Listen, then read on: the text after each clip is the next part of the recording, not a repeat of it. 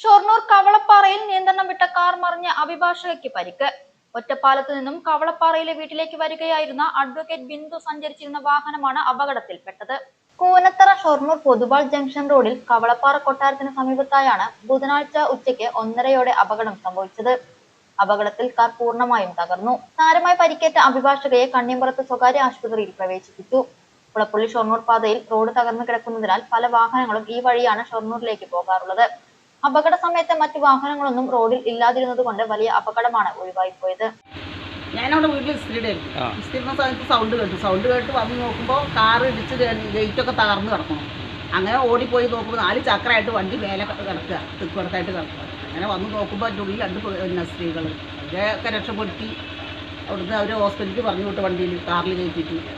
നാട്ടുകാരനെയാണോ? നാട്ടുകാരനെ എല്ലാവരും കൂടി അപ്പോഴേക്കും ഇവിടെ നിറയെ ജനങ്ങളുണ്ടായിരുന്നു. പിന്നെ വണ്ടിയൊക്കെ തിരിച്ച് അപ്പോഴേക്കും പോലീസിനെ വിളിച്ച് വണ്ടി തിരിച്ച് നിർത്തി.